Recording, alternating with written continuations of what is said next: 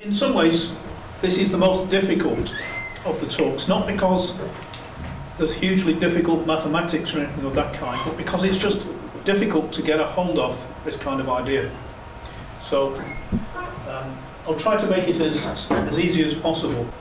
This, by the way, is a real opportunity for anybody who wants to do some independent work to pitch into this kind of material. I'm always going from two things. I'm always going from the group structure, the symmetries, fundamental ideas, always going back to them. And whatever I do, I'll always go back to them. And secondly, I'll quite often go back to the nilpotent structure as well. So those two structures will always be in my thinking when I'm talking about anything at all, but in particular about this. And particle structures, as far as I'm concerned, are all about defining what these so-called charges are, electric, strong and weak. Anything with these is a particle, and that's what we're really talking about. And what possible configurations of these charges can exist? Essentially, they may all be present or all absent, or some of them present, some of them absent. And we can symbolize that by 1 and 0.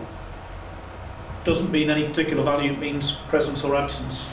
And they may be positive or negative, and they may be electric, strong or weak. And if so, they'll be associated with those characteristics when they're packaged together in the fermionic nilpotent structure. We know that when we package them together, we get these scalar vector and pseudo-scalars connected with them. They're also connected with CPT symmetry, with the concept of vacuum and chirality of fermions. So whatever we can do within the rules of the possible structures that we could conceivably have, then everything else about them will automatically follow, except the masses. And that's a completely different question. A few aspects of that we can actually understand, but the specific values is still an open question. One has to start using various model-dependent ideas to get a handle on it, but I won't be talking about any of that today. Again, pattern recognition is very important in this, as in many other things. And this will be a large-scale pattern recognition. And there's lots of different ways of recognizing these patterns. So what I'll be doing is doing various ways in which one can look at the sort of patterns that will emerge. But they all seem to be pointing in the same direction. And eventually this will lead to a calculation which will be, I think, very interesting. As with other areas, we will often get a particular twist on some well-known results, as well as deriving some entirely new ones. What it all amounts to is we've got two three-dimensionalities, one with symmetry broken and one with symmetry preserved. We always have that. And this is how the point structure, the structure of a point, as far as we're concerned here, the structure of a point charge is created by that double space, that double three-dimensionality. And one way we can do this is go straight to the nilpotent representation. And in the nilpotent representation, we've got four objects in a single wave function structure, and then those four objects contain the basic structure and then the three other things that it could be transformed into by CP or T transformations. And they relate to the three non-gravitational interactions. The gravitational or inertial interaction will be passive in this way. If you like, we mentioned this last week, it's when we multiply the wave function by a unit and not by ijk that we get the vacuum for that state. And it leads to the state itself, of course, if you just multiply by 1. Psi might be taken, so 1 psi, if you like, which is the same as psi, might be taken as the local inertial manifestation of the fermion. And minus psi, the non-local gravitational dual, and the total is 0. Of the two types of fundamental fermion, only quarks will incorporate the explicit vector behavior of the momentum operator. We'll see. Sorry, what do you mean by two types of fundamental? Well, there's quarks and fermions, ordinary fermions, but the non-quark, ones that aren't composite states, ones that are free states. Leptons. So we have a postulated nilpotent formalism for a baryon, and we have three nilpotents used to construct this state, which we call valence quarks. So these contain at any instant one component of the total angular momentum. In the allowed phases of the interaction, the total momentum is just one of these components. They're totally interrelated in this structure. Now we can also create a nilpotent without even specifying that P is a vector quantity. You could have a nilpotent structure even if P was a scalar. But you can specify it without specifying that it has components. And we can construct a nilpotent firm without having an initial separation into the component parts. And those will become what we call the leptons. So the overall final structure looks the same, but the first process has more simultaneous options than the second. I want to use the concept of a vector phase, which is an instantaneous choice of direction. It'd be easiest if we see this kind of structure I'm talking about. Something like that. Remember that we had, for a baryon structure, these are baryon structures, we had 3 objects like that. So P1, P2, P3 components of the momentum structure on different parts of on different component structures of this overall structure. Now if we go down to the full spinor structure, what we could possibly have is something like this, where we vary the composition in the 4 different parts of the spinor. We could have something like that. And the way this would work is that the inertial phase is telling us what the particle is. And then these 3 things are telling us what the reflection in the particular vacuum related to those interactions is. So if we had, so the strong could change between those 3, those are the 3 possible components, and if the inertial phase was there, then the weak phase would be in line with it, and these would be 0. Whereas if the inertial phase was there, this time the weak phase would be over there.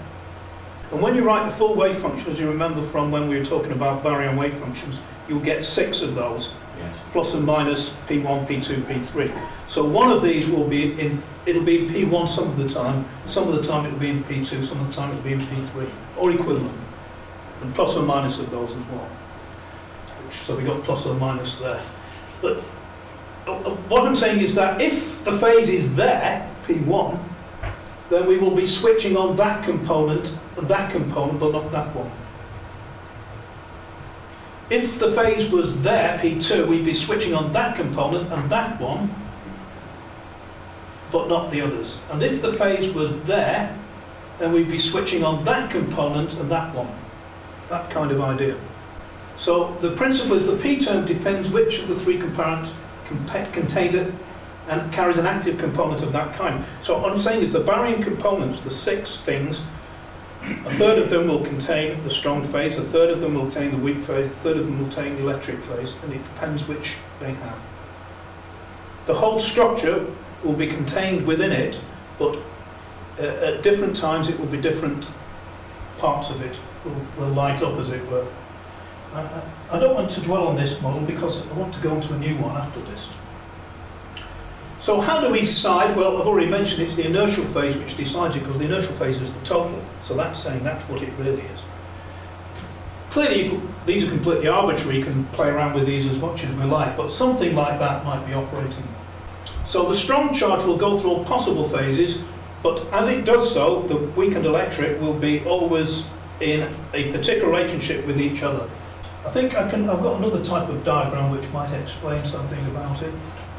I'll come on to it in a moment. In a baryon, I'm saying that the weak and electric phases have to be on different clocks. It doesn't work if they're not. If your weak phase and electric phase are on the same one, you don't get a baryon anymore, you get a lepton. So the inertial element goes through all possible phases in fixing the direction of spin. Now, mesons have the same structure as baryons, except they're single fermions corresponding with the single antiferms.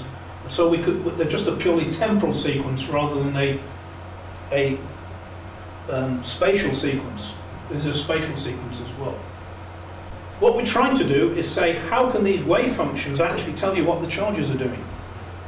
Because they don't directly relate, there's got to be some relationship between them. So only the directional properties of P define a strong phase, and the magnitude is determined by the combination of E and M. If you've got free fermions, there's no strong charge because there's no information carried about direction. So you can't have that one that you need for direction if you've got no free fermions. Leptons have weak electric occupancy on the same phase. I'm saying that baryons do not. They have weak electric occupancy on different phases within the cycle. And there's a diagram will be coming up shortly. That's leptons in just one phase of them. But you notice they're all the same phase. There's no P2 or P3 down there. So we can consider these things as the coefficients for the weak and strong electric vacuum terms. There are 2 pseudo-scalar terms, 6 vector terms, and 1 scalar term. And the weak component will switch to make IE into minus IE. That's what it does. That's why it happens in the way it does. And the strong switches to go through all these possible phases. Yeah, I've mentioned this before, that there are 2 ways of setting up the transitions, which both use covariant derivatives for these. So we can change these are operators, so we can make them into covariant derivatives.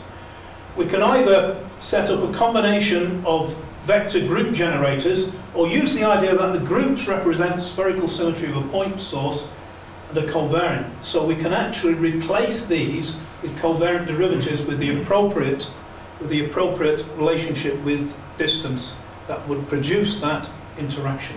So what we're saying is the non-local concept can switch on the local potentials which do the same job.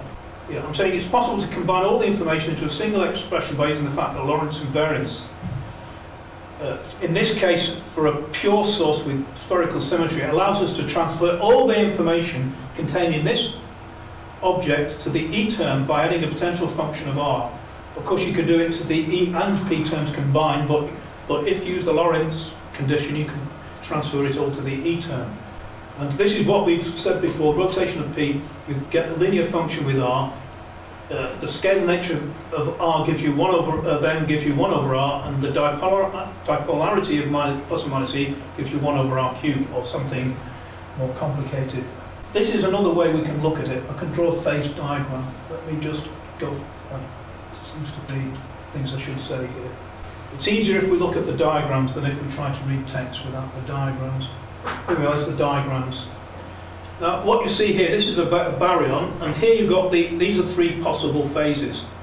So you've got the electric phase there, the weak one there, and the strong one here, or there, or there. So the strong one can be any of the 3, but those 2 are always on a different one. If they're on the same one, you get a lepton, and there's no strong one because there's nothing to split those up anymore. A meson has the same type of phases as a baryon, but it combines in that way. So you get the combined structure. But it's the same type of phase structure as that one. But that one there, you see, they're on the same phase, these are on a different phase. So the significance of the diagrams is that what we're really saying is that all the information about the states, as we have seen from the quantum mechanics, is in the instantaneous direction of the spin operator P. There's no other information about the states, and they're all in that. The absence of a strong interaction for the leptons means that the splitting of this operator into 3 separate parts never takes place, and all the information is on one direction, and that's why it looks like the way it does. In the case of the hadronic parts, there's baryons and the mesons, this information is split between components along 3 orthogonal axes, so that's what you see there. So you've got 3 axes there, and you've got 1 axis there. And that's the difference between them. There's nothing to create the 3 axes for that. It doesn't exist. Right, so that's one way of looking at it. This is another way of looking at it. The Dirac equation we had produced objects which were energy, momentum, and mass. But we also said there was charge information in there. Can we extract that charge information out? Can we actually write a Dirac equation which is geared at charge rather than energy, momentum, and mass? Can we get something that looks like the Dirac equation for charge? Well, I think we can. But it's most convenient to use one of the older forms of the Dirac equation, the one with alphas, not gammas. Alphas, this is an old form of the Dirac equation, the first form that Dirac did actually. And we can actually use the matrices here to get a better idea of what's going on. So this is the first form of the Dirac equation with the 4x4 matrices. Alpha and beta are 4x4 matrices. And notice E doesn't have a matrix in front of it because that's when you do the gamma representation. You multiply it by gamma 0 and that becomes gamma, and that becomes gamma 0, and sorry, that disappears and that one becomes gamma 0. If one was to write that out in full, using the alpha representation and the beta representation in the matrix form, the ones and i's and so on that create those representations, then you would get something like that. And you'd get your 4-component spinner like that. So that's just another representation of the Dirac equation. That is the Dirac equation. Nothing unusual about it. It's a standard form of it. However, let's try replacing the EPM terms by WS and E, because those are what come on those quaternion labels. We've got K, I and J, and we've got something on those quaternion labels that we say is charge-like. Can we actually stick the charges on and get something out? Well, this is the weak charge. That goes on the K operator, that's the E operator. The electric charge goes on the mass operator goes on the electric charge. That's the J operator. And the strong operator goes on the P operator, the strong charge. So notice that one's scale, that one's vector. This one is this one on this one is pseudo-scalar. That's scalar because of the way we've written the equation. And we could then write down so-called wave functions like this. These arrows, by the way, because when we're doing E, we have to bring into account the isospin connection between the electric and the weak. And we're not going to try and justify this, we're just going to put it in ad hoc for the moment. We can justify it, but not easily. I'll explain what that means. So you can get something that looks a bit like a Dirac equation there. There's no exponential term because this is just a matrix multiplied by matrix. There's no operators or anything used. But we can actually change it to an operator form. The isospin states are not plus and minus 1, they're 1 and 0, and we can use matrices to do them. But I'm not going to go into detail on that. Now let's change that to an operator form. This is an operator form now. So we put an exponential form on the operator form, and then we've got this sort of wave function-y type looking thing. So this operator here is, just as with the real Dirac equation, we've got just an energy and momentum term there and no mass in the phase structure. So here we've got the weak one which goes on the energy term, we've got the strong one which goes on the momentum term, and we've got no electric one which would go on the mass term. So that's matching up with that. And then we get something that looks somewhat like a Dirac equation for this. And we can eliminate the energy, the electric term, just as we can eliminate the mass term. When we eliminated the mass term by using our discrete differentiation procedure. Here we're going to eliminate it because when we work this out, these disappear. When we have these isospin states, this disappears. So the isospin states are really sort of telling us that we can eliminate the electric operator because, like the mass operator, it's a sort of piece of redundant information. So we can get something that looks like a Dirac structure. Now what we're really saying there is that if we can get what energy, momentum and mass look like, space, time and proper time if you like, then we can do the same for charge. It should look the same structure because we've got two spaces. If we do it in one space or in the phase space for one space, we can do it in the other space for the charges. And that's what we're trying to do.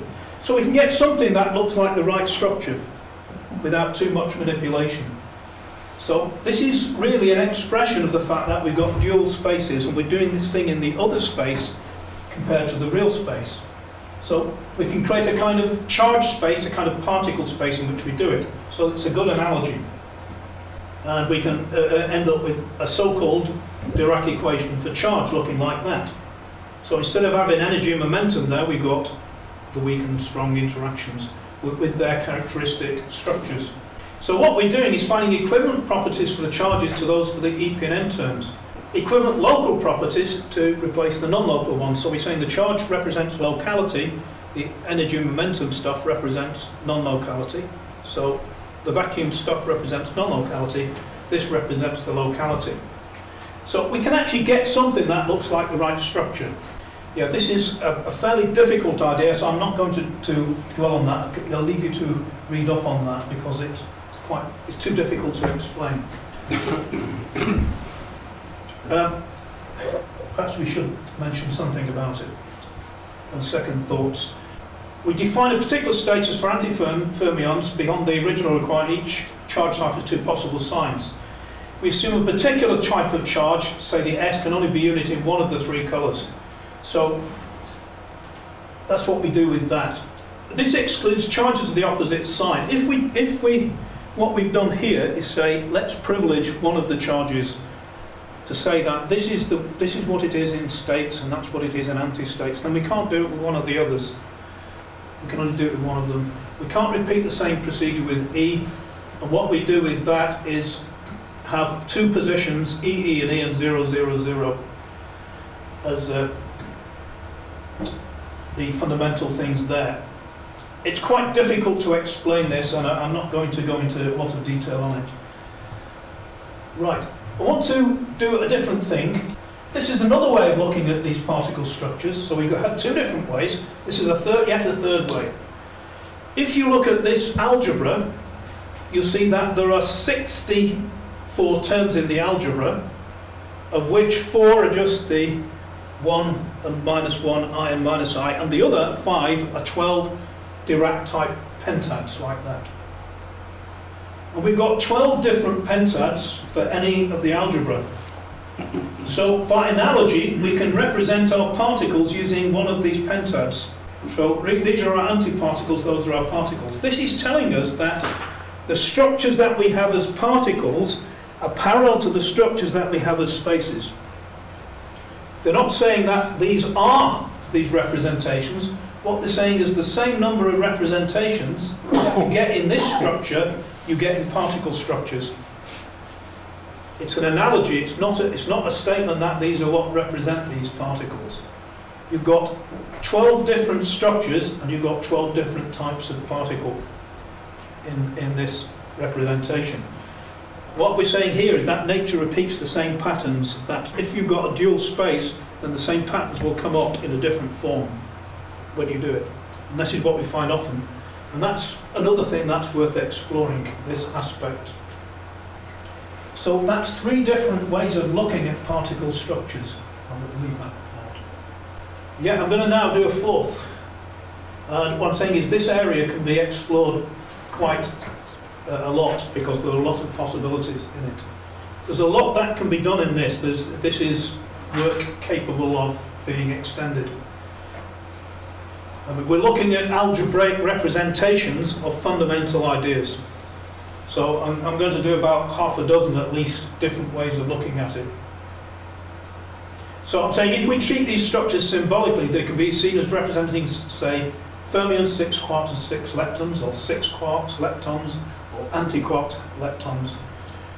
And we will say more about this when we talk about group structures a bit later in the talk.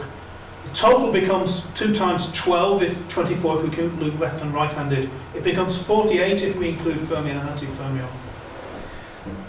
But we'll see how to build up a table of this kind of thing, which will match group structures. Now this is the one that is most interesting, because this one you can actually write a single equation and get all the particle states from it. A single expression, it's not an equation, it's an expression. This expression here gives the whole of the available fermionic states and antifermionic states. See, the I, J and K are so this is the 5th possible representation. The I, J and K are the charges. That's the strong charge, the I, that's the weak electric charge, the J, and that's the weak charge, the K. And the PA, PB and PC are the instantaneous momentum operator direction, and let's just they put a hat on them because they're just a unit value, just to say 1, because it's an existence condition, it's not a value. So that's saying, is the instantaneous momentum in that direction, or that direction? Which is it? That's what it's saying. And this is the instantaneous momentum structure, and this is the sigma of the standard Dirac equation. This is, I think, -1 in the standard Dirac equation. But this is just saying, let's call the direction it's in Z. And what we're saying is that A, B, and C go through the cycle X, Y, Z. So which one of these will be X, one of them will be Y, one of them will be Z. And when it is, then that will give you a scalar product of 1 and the rest will be 0. If that's minus, then you'll get the antiparticles. If you put minus sigma Z, you get the antiparticles. It's really incredibly simple, this representation. It doesn't look too simple, but it is very simple. These are just unit vectors in the 3 possible directions that could be in. So you're saying, is that instantaneously in that direction? That gives you the whole information. Because we know this must give you the whole information about the state of the system, then it must give us the information about the charges as well as the energy, momentum and mass. It must give us that information about the particle structure. And so it does if we write it down in this way. So if you understand what these mean, now these things are really referring to the U1, SU2 and SU3 symmetries that involve those 3 particle states. These are just a sort of logical, that's a Kronecker delta, that delta is a Kronecker delta. And that's just giving you a different sign for -1 or +1. That's the weak one, that has 2 signs. And so these are just logical operators that repeat the SU1, SU2, and U1 properties of those states. That we know are true. So the just existence condition define fundamental divisions in Fermi states. So each of these creates one of these fundamental divisions, each sigma Z and the other 3 operators. Fermion, anti-fermion, quark, lepton, weak isospin up, weak isospin down. And the 3 generations which are identified by those 3 interactions. I'm sorry, those 4 conditions are represented by those four interactions. Just very briefly, this defines the left-handed states, that defines right-handed states, which we've already said that. And we talk about filled vacuum, left-handed state, predominantly fermionic, right-handed state, become anti-fermionic. B equals C produces leptons, because that's the same as saying it's in one direction only and not 2 directions or 3 directions. That produces quarks. And then if B is not equal to C, then we're obliged to take into account all the 3 directions. B equals to C, we define a single direction. And that kind of logical operation. M is electromagnetic units, selects the state of weak isospin. So it's 1 when present and 0 when absent. And so that defines isospin, the SU2 symmetry. And G represents a conjugation of weak charge units, maximal conjugation, and so forth, parity and time reversal element. It's very difficult to talk about, but you can actually work, if you work them through on a sheet of paper, they come out. But they're just ways of representing what we already know about them, so that equation is just a representation of what we already know. And the point of writing it down like that is to say that 2 spaces define these particle states and nothing else. You just put together 2 spaces and you get all these particle states. I think I will leave the details there. I'm just explaining which interaction is identified by which operator. What I'm mostly interested in now is let's go past that and let's go back onto this. I want to explain that the aphormism also, it doesn't explain what the masses are, but it explains how mass is generated. Because essentially mass is generated by a left-handed fermion becoming partially right-handed, or a right-handed antifermion becoming partially left-handed. That's what mass is for a fermion. Left-handed fermions, purely left-handed fermion will be totally massless. As soon as you introduce right-handed, as you get mass comes into it. A right-handed antifermion would be massless. You assume left-handedness comes into it, then it becomes massive. Now, the idea is that each of these operations here, if I start with this being the left-handed one, say originally minus or plus as it's written here, then this is left-handed particles.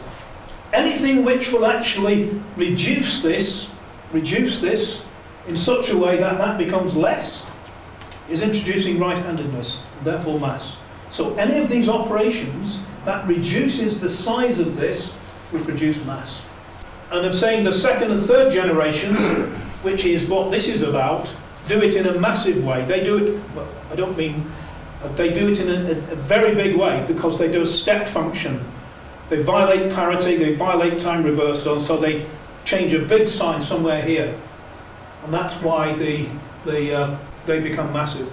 So if you work your way through it, you'll find that everything that changes this to the opposite direction or reduces it in any way will introduce mass, will be a mass generating term. But I can't actually tell you how much mass. I can only do it in a qualitative way. And if I actually write down all the states, this is what I will get. If I go through all the possible combinations, I will get that state.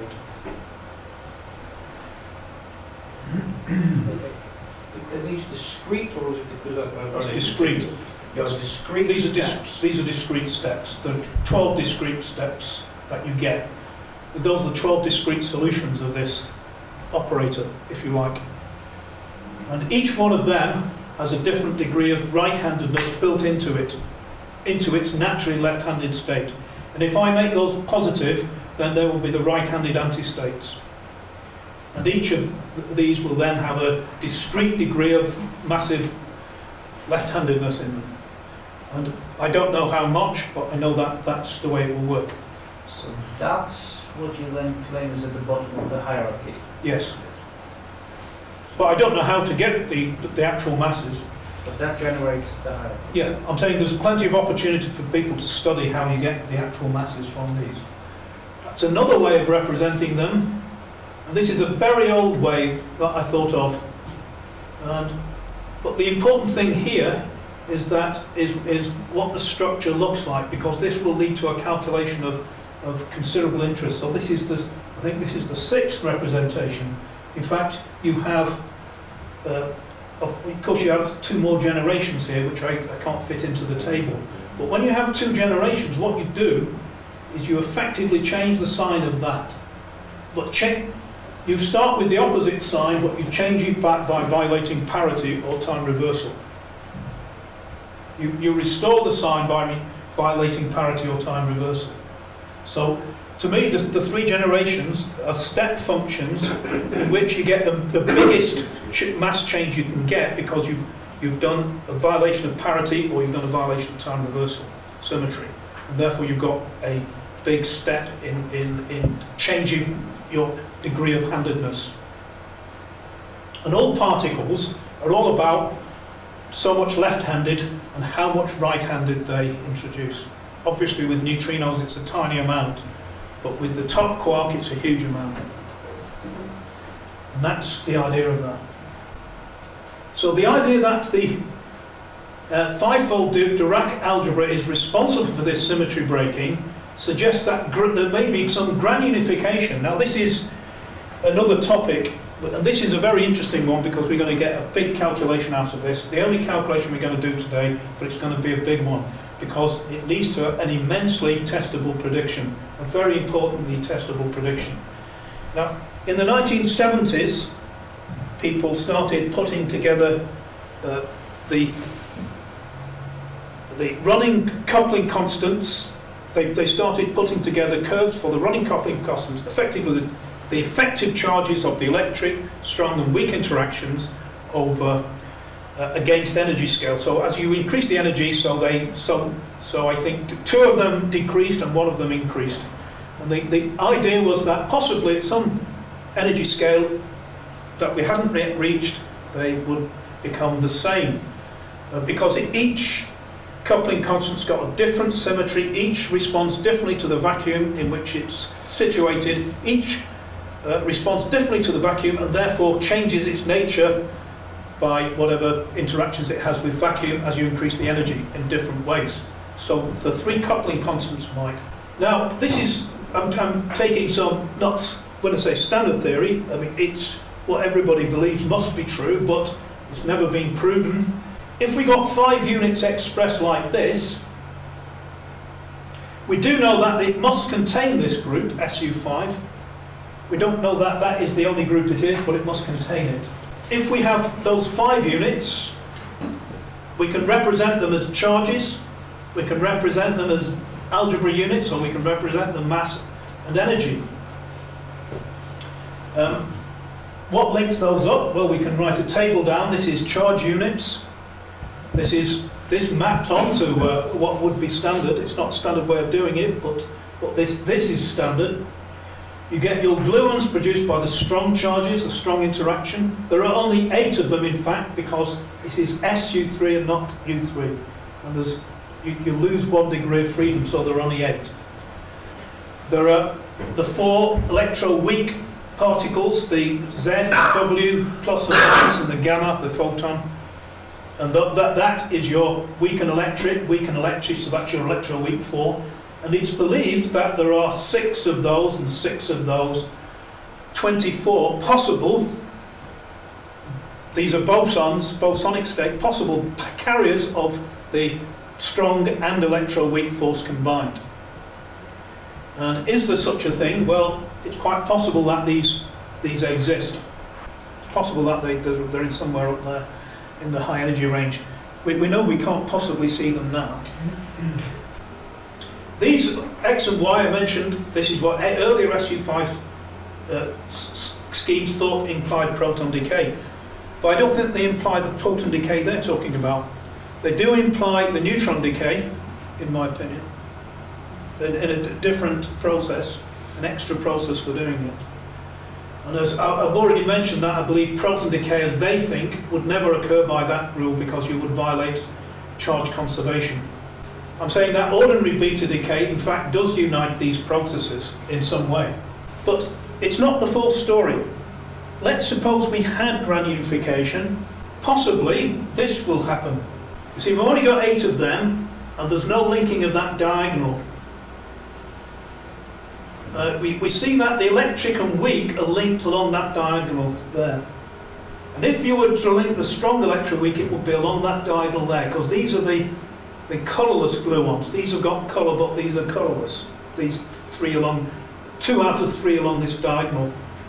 Now suppose we had a 25th generator at granulification, when all the forces were the same. What would that look like? Well, let's suppose it looked like this inertial photon kind of thing that we need to create the inertial structure. And let's suppose that it was a 25th generator, then maybe it could happen. Now, one thing I've got to say here is that I am actually now going to use a non-standard bit of theorizing. The quark structure as we know it have these structures, E over 3, 2E over 3, and so we've got 2/3 for up quark, minus 1/3 for down quark, and E for electron. We apparently have 3 fundamental units of charge. Now, does that mean that an up quark has got 2 fundamental units, a down quark's got 1 fundamental unit, and an electron's got 3? Or does it mean something else? So which of these is elementary? To me, this is the sign of a broken symmetry. This is a sign of an emergent structure, not of a fundamental one. And we have exactly such an emergent structure in physics. We have in fact an old theory which says that that could be an emergent structure. And in fact it's the first ever coloured quark theory, which Han and Nambu produced in 1964, immediately after the original quark theory. And what they said was this, that because of this is the standard quark structure, this is the baryon number that you could have for quarks. Let's see what their structure was. They said that it's no different to if you have that. And yet, by gauge invariance, if the strong interaction was completely gauge invariant, if the particle was completely massless, you couldn't tell phenomenologically between those 2 structures, because these would appear to be like that. Do we have any evidence of that kind of thing in other areas of physics? Yes, we do. We've got the fractional quantum Hall effect. In the fractional quantum Hall effect, an electron is made captive by a magnetic flux line, and it creates a pseudo-bosonic state. So the electron and the flux line together become a single valued of spin. So the two half spin, flux line half, electron half, and you get a bosonic type-like state. In the fractional quantum Hall effect, for example, one electron can have 3 flux lines, so one electron between 3. And then you get a third of a charge, third of electric charge, third of a charge, third of a charge.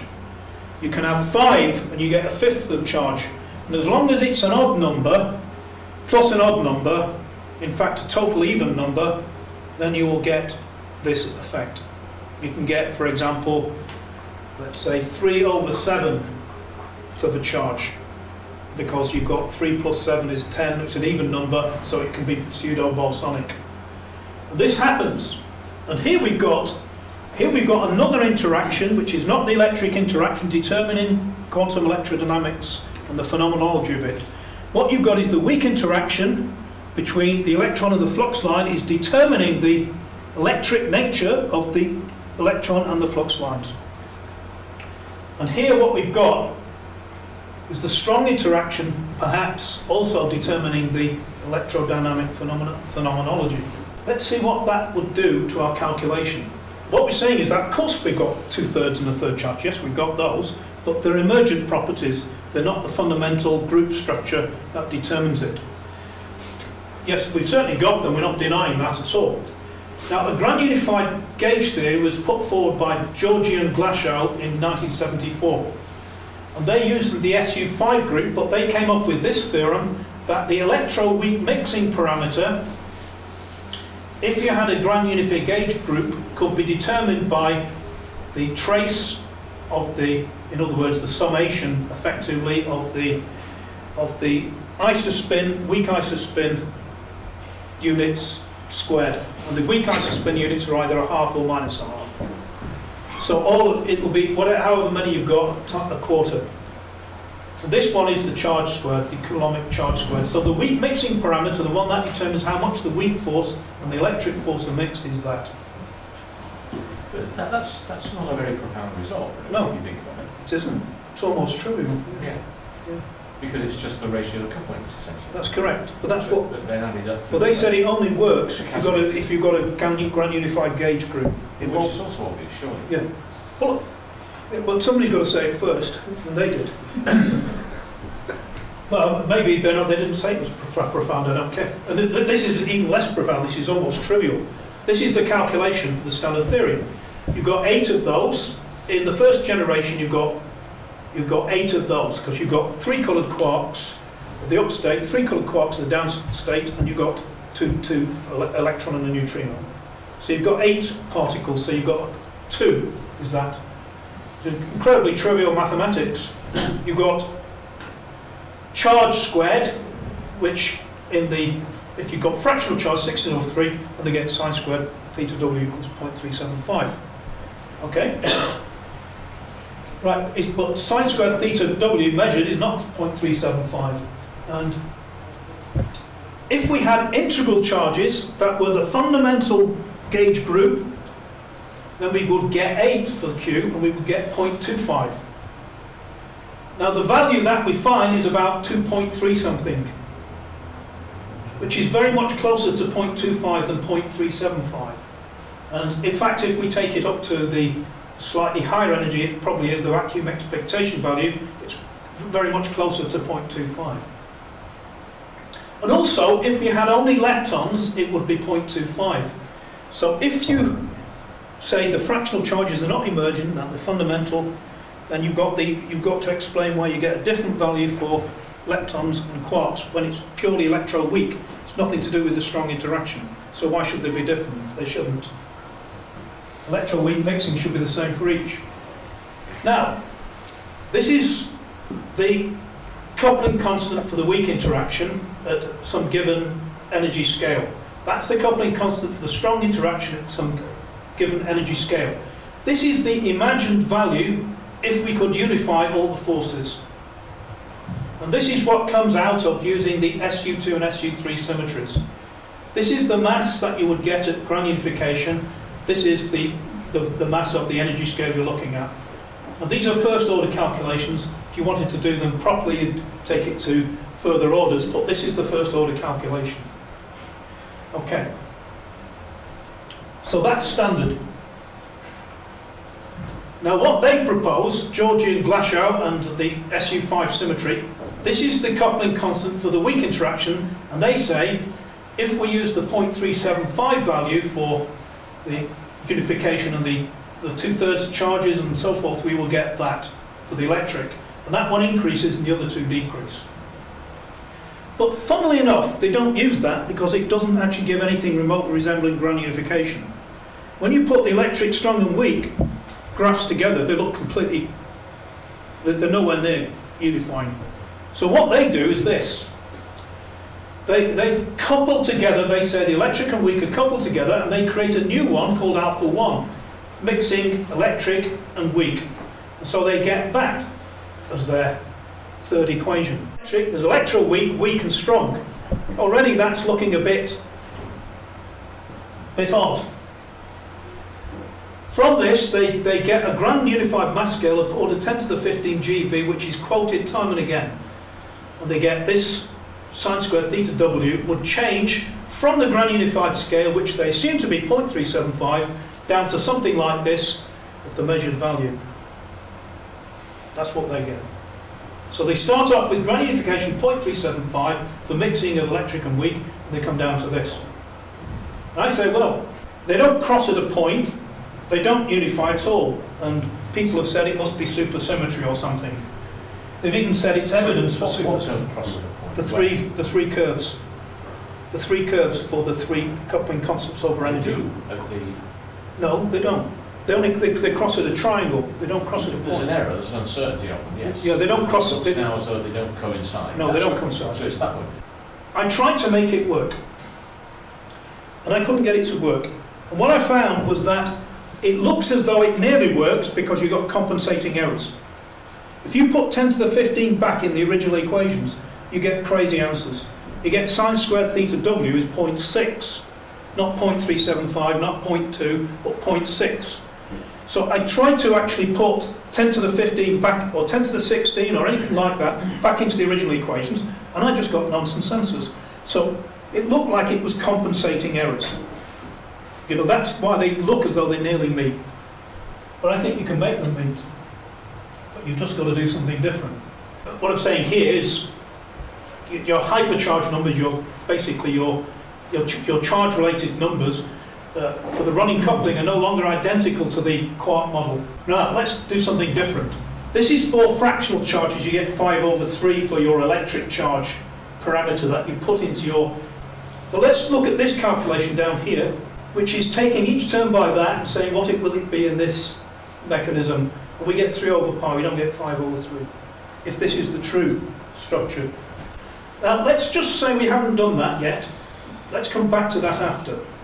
Let's leave out that because that's... Let's put in our sine squared theta W is 0.25 at the energy that we're looking at. And let's connect the two that we know are sure, the weak one and the strong one together. And do that. What do we get? So sine squared theta W was 0.25, and I'm now going to put the weak and the strong ones together and ignore the electric one and see what we get. Put in standard values, and what we get is the mass scale is 2.8 times 10 to the 19 GeV.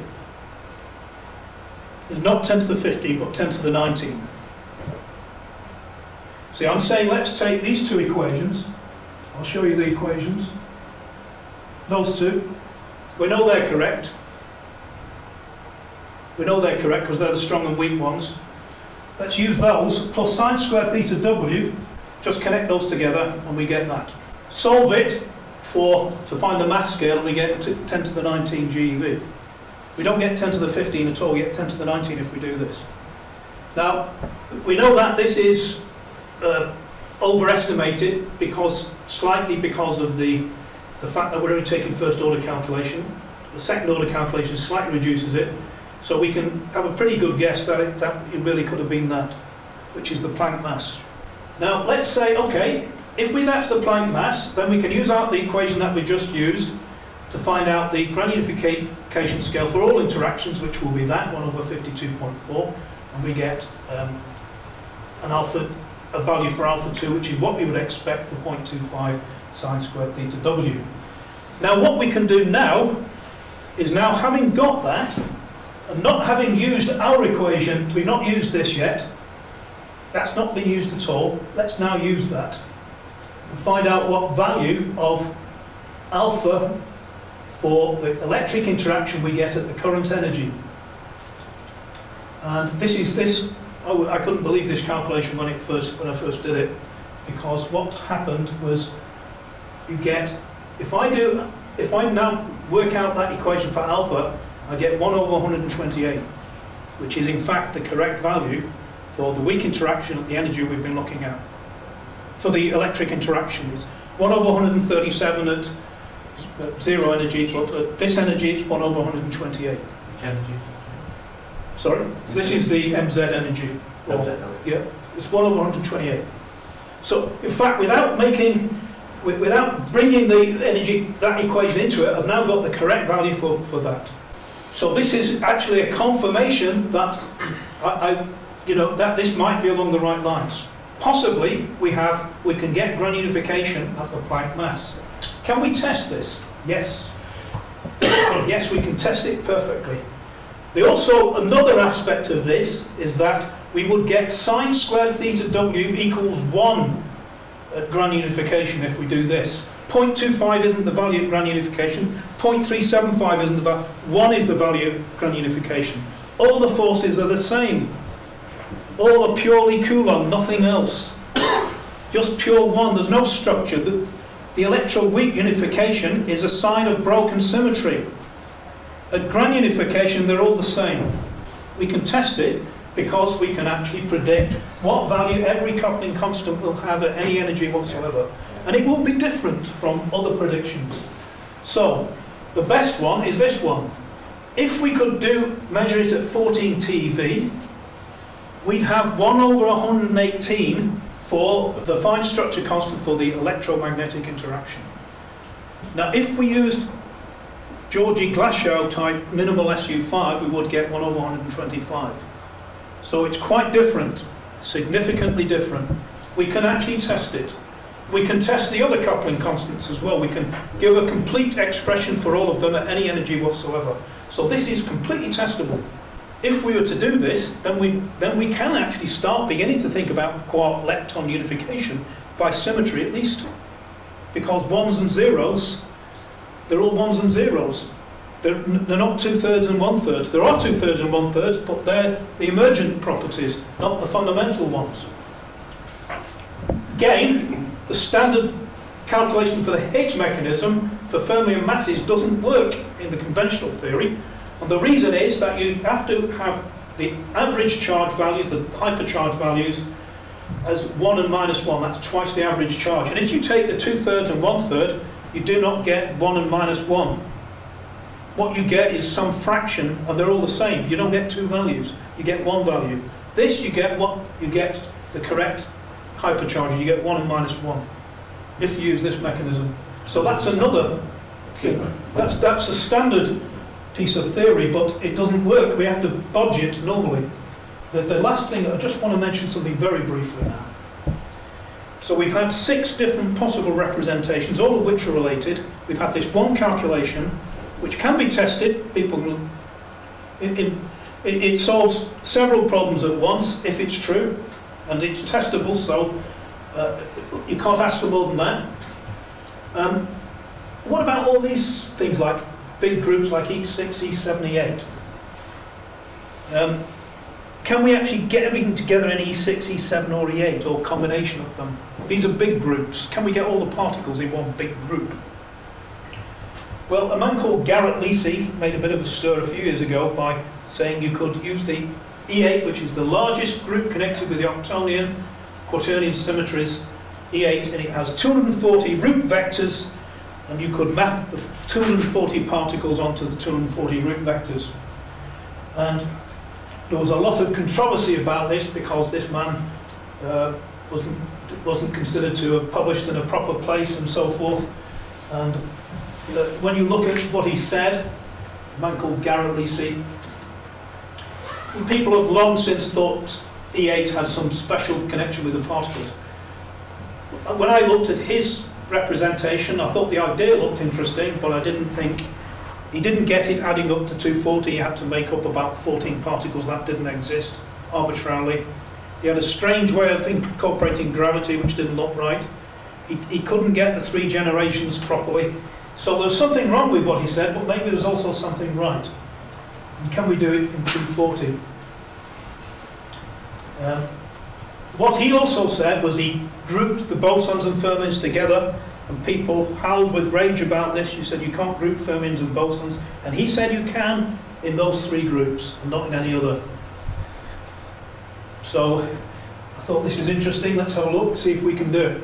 Well, to cut a long story short, this is the first generation, 3 quarks, 1 lepton, and 1 boson. Let's say the photon, doesn't matter which it is. Then if we introduce isospin, we double it. If we introduce fermion and antifermion, we double again. If we introduce particle vacuum, we double again. And if we introduce generations, we triple. And effectively, we end up with 240. We can do it. And if one looks at this structure, this table is actually comes from a paper. You can use this in other contexts, but this also comes from a paper in which I was writing with a colleague, Vanessa Hill, about generic symmetries. And these symmetries, these numbers are the symmetries that occur everywhere in lots of areas of nature. So, which are the 3 quarks in the first generation? Just the three colours. 3 colours. 3 colours. So you can do 240. There's no gravitons in here. There's no Higgs in here because it's only gauge bosons. Yes, so you can actually do it. Whether it's true or not, we don't know, but it's interesting that you can do it. And it's interesting that the particles, you've got a particle and then you've got a E6 to E8, and the last term can be a scalar. Because you've got multiplets of 5, if you take a 5-fold nilpotent structure, the last term is a scalar. So you're adding a scalar to non-scalar terms. You can do it that way. There's no spin 2 graviton, there's no Higgs boson in it. That's completely separate. None of that. So we get, it's like what we did before, deriving 12 structures from a 5-unit pentad and then multiplying by all the possible symmetries. Now, interestingly, those 4 symmetries, those 4 dualities, are those connected with space, time, mass, and charge. If you look at them, let me just show you where they are. I spin up and down, that's space. Fermion, antifermion, that's charge. Particle, vacuum, that's... but one of these is time and one of them is mass. That'll be mass and that'll be time. And you can actually do...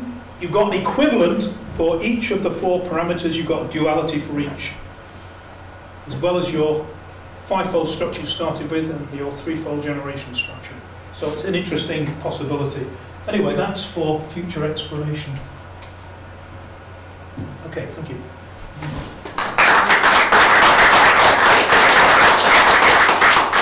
So this one is... So what does this Dirac equation of charge tell you? What it's telling us is that the spaces are dual. That the charges are part of the duality with the space-time and mass duality. So if I can do the same sort of structure for it, I'm really saying it's a dual structure. So I found another way of representing my dual structure. That's the idea of doing it. See if we can do it. Because we ought to be able to do it if the spaces are dual. And so what they're telling us is the components of charge could be added up in that way, and in fact it sort of works. So I'm explaining the duality between the spaces. I'm saying that particle structures are part of that duality. as they should be. It's quite a difficult concept. Absolutely. And most of the things here are very difficult. Why does the introduction of a different handedness imply mass? Because it introduces, that's standard theory. That, I understand it in special relativity because you can boost past it and therefore that's the correct, must yeah. change. But I don't see how it comes from that because you what I'm saying is that this is saying that this is the purely left-handed state. We start off with a purely left-handed state. Anything which reduces the size of this left-handed state is necessarily introducing a right-handedness. Suppose that, let's give it a number, so let's say it's 25. Then that's the degree, that's maximum left-handedness. If I reduce it to 20, then I must have reduced that left-handedness and brought in some right-handedness. He's essentially taking a vector in a particular direction and extending it, right? So that when you take the dot product, you get a lot more along its direction. Yeah. But I share exactly your point. It's difficult to That's how understand. fundamental this is.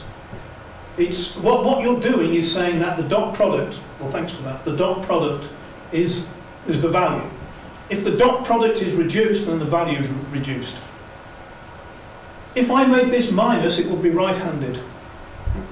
So if this has some value, say the dot product, as I mentioned, was 25 in the maximal state, then if I reduced it to 20, I can only do that by saying I've not got the full amount of left-handedness anymore, I must have introduced the right-handedness. If I made it minus 25, it would be right-handed. It would be maximally right-handed. So it's between, let's say it's between minus 25 for maximally right-handed and plus 25 for maximally left-handed. Then anything in between is a reduction of one or the other. So is it massless at the two extremes? Yeah. It's massless at the two extremes. But anything that changes one of these reduces it, is going to change the mass. Now I can't tell you by how much, but it's possible that one could eventually work that out. So you're just saying for standard physics understanding rules. Yeah, that's what people that think. We have seen no evidence yet. That's correct. Either direct or indirect. Yeah. Therefore we push them just to higher and higher energy. I mean, I think There's room for them in this. Yeah, I think we do see them because I think the standard beta decay has got an amplitude for these. Because it's in fact an electro-weak process. It's electro-weak strong process. Standard beta decay requires the strong interaction and the electric and weak interactions. Because? Well, because you can represent it as a proton and an anti-neutron, or a neutron and an anti-proton combining, which would cancel the strong charges and then produce the electron and neutrino. But we can't see it because it would be too high energy. I think there is. What you're saying is that the confining nature of the hadronic field, when you get to a point at which the electroweak is of the same strength, they'll get mixed together and you'll reclassify them, allowing for these degrees of freedom. I think there'll be these extra degrees of freedom as well. But can you? Does that mean you have these extra degrees of freedom, or what? Yeah, they're an extra amplitude, an extra possibility of decay. There's an extra decay mode using them. Yeah, that's the idea.